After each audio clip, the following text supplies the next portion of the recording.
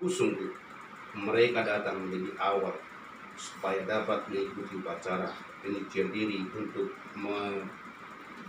merayakannya mengikuti ibadah Paskah. Berita tentang kedatangan Yesus itu sangat kuat mempengaruhi hati mereka, bahkan membangkitkan sukacita mereka dengan harapan bahwa munculnya Mesias seakan mereka bisa semakin dekat dan pasti. Orang banyak itu mengambil daun palem, yaitu daun yang biasa dipergunakan terutama oleh orang-orang miskin atau orang-orang jelata, untuk merayakan pesta sukacita dalam menyambut orang-orang yang dihormati.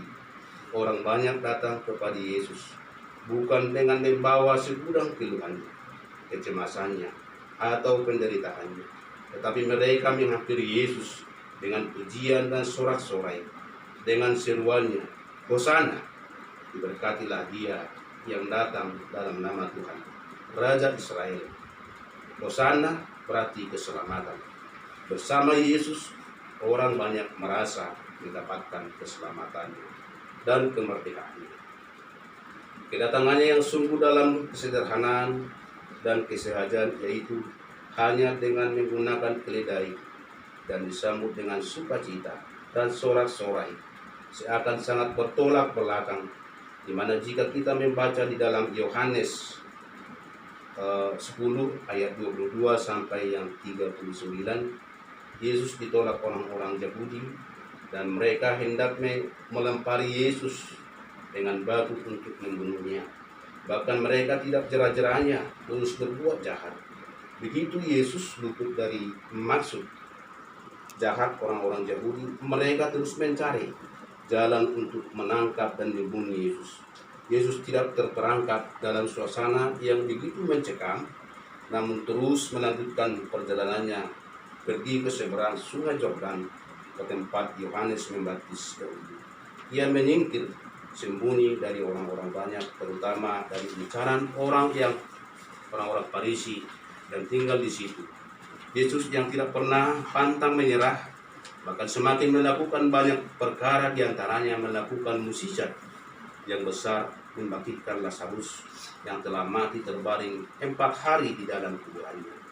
Peristiwa yang luar biasa dahsyat yang sebelum pernah dilihat orang banyak, sehingga membuat orang-orang Farisi, iman-iman kepada kepala dan mahkamah agama semakin marah dan semakin bulatlah tekadnya untuk membunuh Yesus. Ternyata kemarahan orang-orang Farisi dan iman-iman itu bukan hanya kepada Yesus, tetapi lebih dari itu, mereka juga sepakat untuk membunuh Lazarus guna menghilangkan bukti mukjizat Yesus, bahkan menggagalkan mukjizat kebangkitan yang telah dilakukan Yesus. Yesus semakin terancam, dan saat Yesus diserahkan, ditangkap, dan disalibkan sudah sangat dekat. Beragam upaya biasanya kita lakukan untuk menyambut orang penting kenegaraan seperti presiden, menteri, bupati, gubernur, dan petinggi negara lainnya. Walaupun presiden kita saat ini sangat jauh dari seremoni, tujuan utamanya adalah bagaimana menyenangkan dan membuat sukacita pemimpin yang datang. Sama halnya jika orang penting datang ke rumah kita, tentu berbagai upaya dilakukan agar yang datang itu telah betah dan menimbulkan kesan simpati, sehingga hubungan semakin dekat. Tentunya penyambutan seperti dimaksud sesuatu yang tidak mungkin dilakukan saat merebaknya COVID-19 ini, terlebih begitu mendengar pemberitaan dari BNP di mana keadaan gawat darurat diperpanjang sampai 29 Mei 2020 ini. Bayangkan hampir 3 bulan lamanya berbagai aktivitas kita terganggu. Apakah di tengah suasana yang sangat memperhatikan ini, kita telah tetap dapat bersukacita menyambut Yesus di dalam hati kita, perjalanan keseharian kita saat ini? Tentu jawab yang pasti adalah ya, karena dikatakan dalam Filipi 4 ayat 13, segala perkara dapat kutanggung di dalam Dia yang memberi kekuatan kepadaku. Tidak hanya perkara COVID-19, yang akan dapat kita atasi, tetapi bahkan lebih berat lagi penderitaan yang kita akan hadapi kelak, sebagaimana penderitaan Yesus, yaitu memikul salib, menanggung dosa-dosa kita. Dia menjadi perdamaian antara dirinya dengan dunia ini, agar kita bisa hidup selamat dan memiliki kehidupan yang kekal. Dia hanya lewat anugerah kasih-Nya dengan mati di kayu salib, itulah yang membuat kita tetap dapat bersuka cita. Seberat apapun penderitaan sebagai dampak dari virus corona yang kita hadapi, di saat ada kedamaian karena orang yang menyambut Tuhan senantiasa memuji dan bersuka cita di dalam Dia. Di suasana seperti ini pun, maka kita sanggup menguasai diri, mengendalikan pikiran untuk tetap bekerja dari rumah, belajar dari rumah, dan beribadah di rumah, seraya menyerukan hosana. Diberkatilah Dia yang datang dalam nama Tuhan, Raja Israel. Selamat Minggu Palmarum, Tuhan Yesus memberkati. Kita bernyanyi dari Juru Jemaat Kata B 785 ayat 1.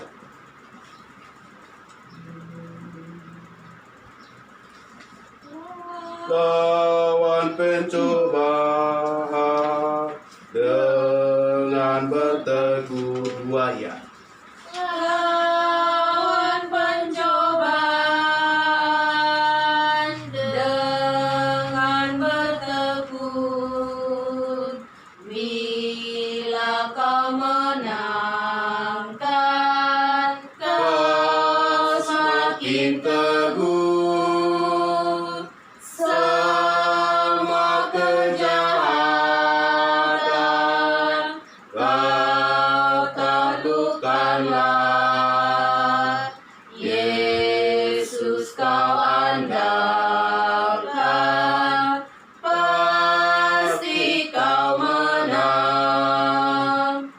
Mohonlah pertolongan kepada Tuhan Yesus, kan diberi kekuatan melawan seteru. Allah memberikan mahkota mulia bagi yang berjaya di dalam iman. Yesus menguatkan kau yang tertekan. Yesus kau andalkan, pasti kau menang.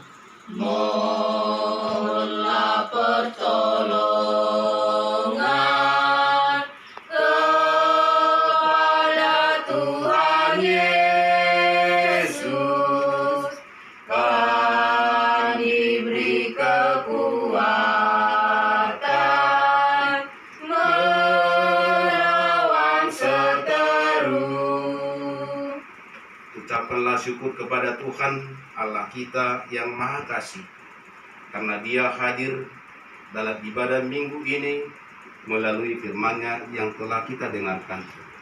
Jangan takut, hai putri Sion, lihatlah, Rajamu datang, duduk di atas seekor anak keledai. Kiranya rasa takut kita pun segera sirna. Yakin dan percayalah, Dia akan bersama-sama dengan kita. Dia akan bertindak atas musuh-musuh kita. Dia akan memberi kesembuhan pada tubuh kita. Karena itu, berserulah, Hosiana. Kami puji dan muliakan nama-Mu ya Allah Tuhan kami. Engkau telah melawat kami melalui firman-Mu yang kudus. Allah kita itu dahsyat. Dialah yang mempunyai langit dan bumi.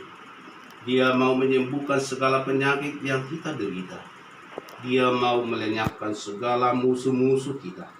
Kematian pun dapat Ia kalahkan. Ia sungguh benar. Yesus telah membangunkan Lazarus dari kematian.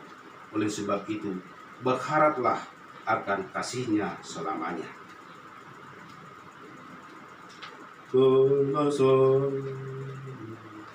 Dalam kasih-Mu ya Bapa, dua ya.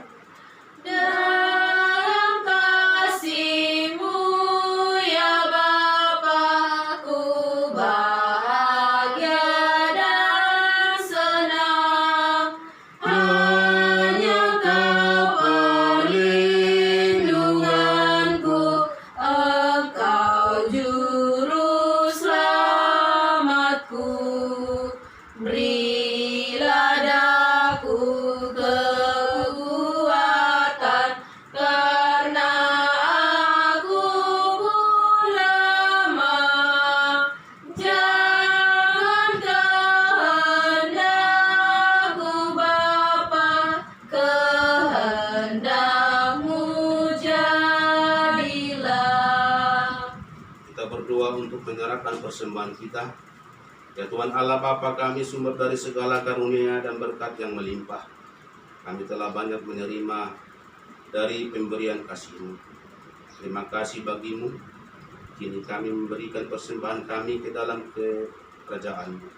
Terimalah agar menjadi dupa yang harum di hadapan-Mu. Kiranya Tuhan selalu memberkati pekerjaan kami yang berkenan di hadapan-Mu. Ajarlah kami mengucap syukur bagi-Mu melalui perilaku kami dan perbuatan kami. Bukalah pintu hati kami, agar kami selalu mau memberikan persembahan di hadapan-Mu. Dalam nama Tuhan Yesus Kristus, Tuhan kami. Amin. Amin. Amin. Amin.